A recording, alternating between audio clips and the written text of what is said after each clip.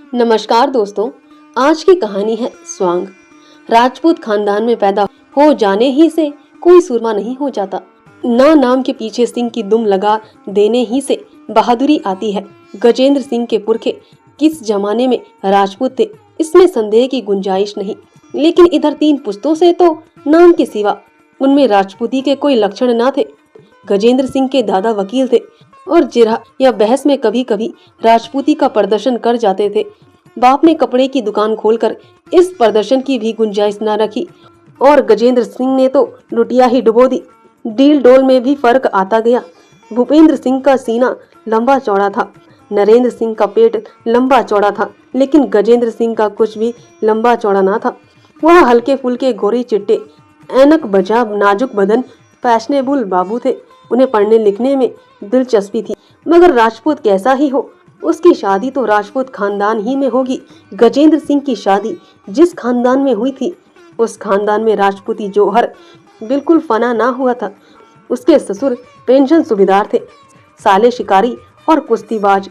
शादी हुए 2 साल हो गए थे, लेकिन अभी तक एक बार भी ससुराल ना आ सका। इम्तिहानों से फुर्सत ही न मिलती थी, लेकिन अब पढ़ाई खत्म हो चुकी थी, नौकरी की तलाश थी। इसलिए अब की होली के मौके पर ससुराल से बुलावा आया तो उसने कोई हील हुज्जत ना की। सूबेदार की बड़े बड़े अफसरों से जान पहचान थी। फौजी अफसरों की हुक्म कितनी कदर और कितनी इज्जत करते हैं, यह उसे खूब मालूम था। समझा मुमकिन है सूबेदार साहब की सिफारिश से नयाब तहसीलदारी में नमजद हो जाए। इधर श्याम दुलारी से भी साल भर से मुलाकात नहीं हुई थी। एक निशाने से 2 शिकार हो रहे थे। नया रेशमी कोट बनवाया और होली के एक दिन पहले ससुराल जा पहुंचे। अपने गराडील सालों के सामने बच्चा सा मालूम होता था। तीसरे पहर का वक्त था। गजेंद्र सिंह अपने सालों से विद्यार्थी काल के कारनामे बयान कर रहा था। फुटबॉल में किस तरह एक देव जैसे लंबे तगड़े गोरे को पटखानी दी, हॉकी मैच में किस तरह अकेले गोल कर लिया।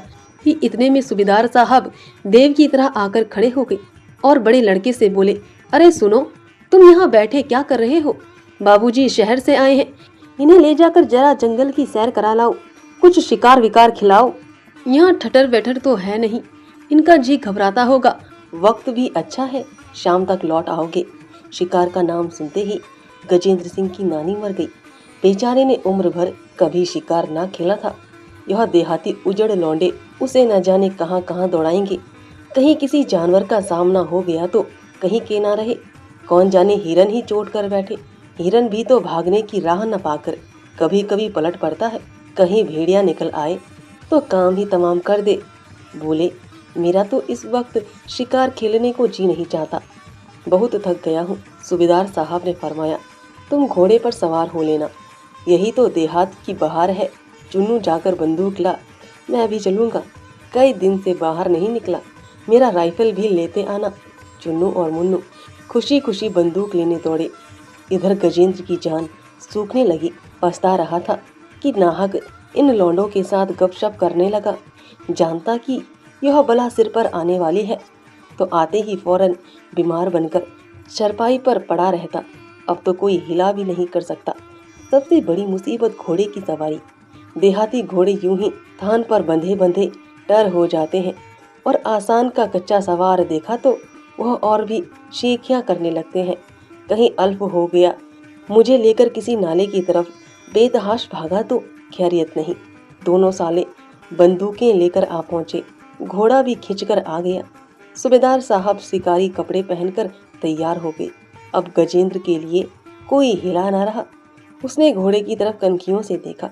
बार बार जमीन पर पैर पटकता था, हिनहिनाता था, उठी हुई गर्दन, लाल आंखें कनौतियां खड़ी, बोटी बोटी फड़क रही थी। उसकी तरफ देखते हुए डर लगता था। गजेंद्र दिल में सहम उठा, मगर बहादुरी दिखाने के लिए घोड़े के पास जाकर उसके गर्दन पर इस तरह की थपकियां दी कि जैसे पक्का शहसवार है, और बोला, जानवर तो जानवर है, मगर मुनासिब नहीं। मालूम होता है कि आप लोग तो पैदल चले और मैं घोड़े पर बैठूं। ऐसा कुछ थका नहीं, मैं भी पैदल ही चलूंगा, इसका मुझे अभ्यास है। सूबेदार ने कहा, बेटा जंगल दूर है, थक जाओगे, बड़ा सीधा जानवर है, बच्चा भी सवार हो सकता है। गजेंद्र ने कहा, जी नहीं, मुझे भी यूं ही चलने दीजिए, गपशप करते हुए चलेंगे। सवारी में लुप्त कहाँ, आप बुजुर्ग हैं, सवार हो जाइए। चारों आदमी पैदल चले। लोगों पर गजेंद्र की इस नम्रता का बहुत अच्छा असर हुआ। सभ्यता और सदाचार तो शहर वाले ही जानते हैं। 30 पर इल्म की बरक। थोड़ी दूर के बाद पथरीला रास्ता मिला। दूसरी तरफ पहाड़ का सिलसिला, दोनों ही तरफ बबूल, करील करौंद और ढाक के जंगल थे। सूबेदार साहब अपनी फौजी जिंदगी से पिटे हुए किस्से कहते चले आते थे। गजेंद्र तेज चलने की कोशिश कर रहा था, लेकिन बार बार पिछड़ जाता था और उसे 2-4 कदम दौड़कर उनके बराबर होना पड़ता था। पसीने से तर हाँफता हुआ अपनी बेवकूफ़ी पर पछताता चला जाता था। यहाँ आने की जरूरत ही क्या थी? शाम दुलारी महीने 2 महीने में जाती ही। मुझे इस वक्त कुत्ते की तरह दौड़ते आने की क्या जरूरत थी? अभी से यह हाल है। शिकार नजर आ गया तो मालूम नहीं क्या आफत आएगी। मील 2 मील दौड़ तो उनके लिए मामूली बात है, मगर यहाँ तो कचूमर ही निकल जाएगा। शायद बेहोश होकर गिर पड़ूं। पैर अभी से मन भर के हो रहे थे। यकायक रास्ते में सेमल का एक पेड़ नजर आया। नीचे लाल लाल फूल बिछे हुए थे, ऊपर सारा पेड़ गुलनार हो रहा था। गजेंद्र वहीं खड़ा हो गया और उस पेड़ को मस्ताना निगाहों से देखने लगा। चुन्नू ने पूछा, क्या है जीजा जी, रुक कैसे गए? गजेंद्र सिंह ने मुग्ध भाव से कहा, कुछ नहीं, इस पेड़ का आकर्षण सौंदर्य देखकर दिल बाग बाग हुआ जा रहा है। आह, क्या बहार है, क्या रौनक है, क्या शान है कि जैसे जंगल की देवी ने गोधली के आकाश को लज्जित करने के लिए केसरिया जोड़ा पहन लिया हो, या ऋषियों की पवित्र आत्माएं अपनी शाश्वत यात्रा में आराम कर रही हो, या दुनिया का मधुर संगीत मूर्तिमान होकर दुनिया पर मोहिनी मंत्र डाल रहा हो। आप लोग शिकार खेलने जाइए, मुझे इस अमृत से तृप्त होने दीजिए। दोनों नौजवान आश्चर्य से गजेंद्र का मुंह ताकने लगे। उनकी समझ ही में न आया कि यह महाशय कह क्या रहे हैं। देहात के रहने वाले जंगलों में घूमने वाले सेमल उनके लिए कोई अनोखी चीज न थी। उसे रोज देखते थे, कितनी ही बार उस पर चढ़े थे, उसके नीचे दौड़े थे, उनके फूलों की गेंद बनाकर खेले थे, पर यह मस्ती कभी न छाई थी। सौंदर्य का उपयोग करना बेचारे क्या जाने। सूबेदार साहब आगे बढ़ गए थे। इन लोगों को ठहरा हुआ देखकर लौट आए और बोले, क्यों बेटा, ठहर क्यों गए? गजेंद्र ने हाथ जोड़कर कहा, आप लोग मुझे माफ कीजिए, मैं शिकार खेलने ना जा सकूंगा। फूलों की यह बहार देखकर मुझ पर मस्ती सी छा गई है। मेरी आत्मा स्वर्ग के संगीत का मजा ले रही है। आह, यह मेरा ही दिल जो फूल बनकर चमक रहा है। मुझ में भी वही लाली है, वही सौंदर्य है, वही रस है। मेरे हृदय पर केवल अज्ञानता का पर्दा पड़ा हुआ है। किसका शिकार करें? जंगल में मासूम जानवरों का? हम ही तो जानवर हैं, हम ही तो चिड़िया हैं। यह हमारी ही कल्पनाओं का दर्पण है, जिसमें भौतिक संसार की झलक दिखाई पड़ रही है। क्या अपना ही खून करें?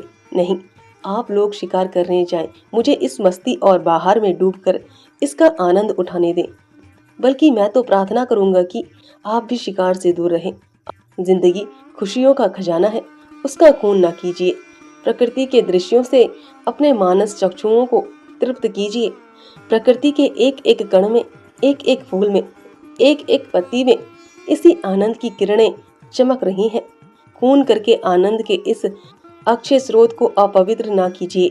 इस दार्शनिक भाषण ने सभी को प्रभावित कर दिया। सूबेदार ने चुन्नू से धीमे से कहा, उम्र तो कुछ नहीं है, लेकिन कितना ज्ञान भरा हुआ है। चुन्नू ने अपनी श्रद्धा को व्यक्त किया।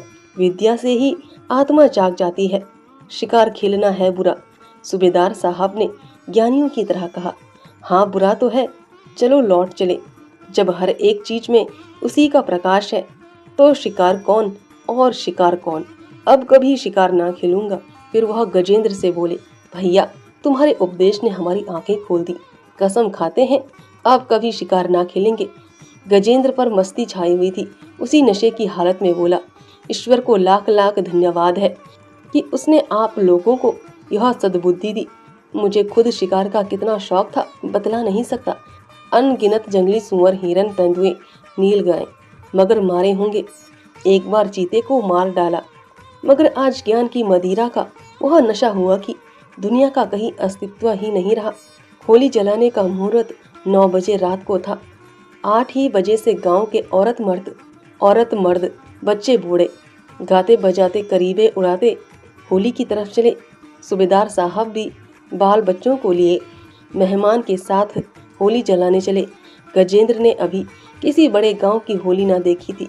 उसके शहर में तो हर मोहल्ले में लकड़ी के मोटे मोटे 2-4 कुंदे जला दिए जाते थे, जो कई कई दिन तक जलते रहते थे।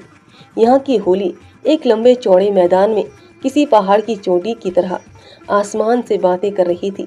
जो ही पंडित जी ने मंत्र पढ़कर नए साल का स्वागत किया, आतिशबाजी छूटने लगी। छोटे बड़े सभी पटाखे छनछूदरे हवाइयां छोड़ने लगे। गजेंद्र के सिर पर से छछुंदर सनसनाती हुई निकल गई। हरेक पटाखे पर बेचारा 2-2 4-4 बार कदम पीछे हट जाता था और दिल में इस उजड़ देहाती को कोसता था, यह क्या बेहुदगी है।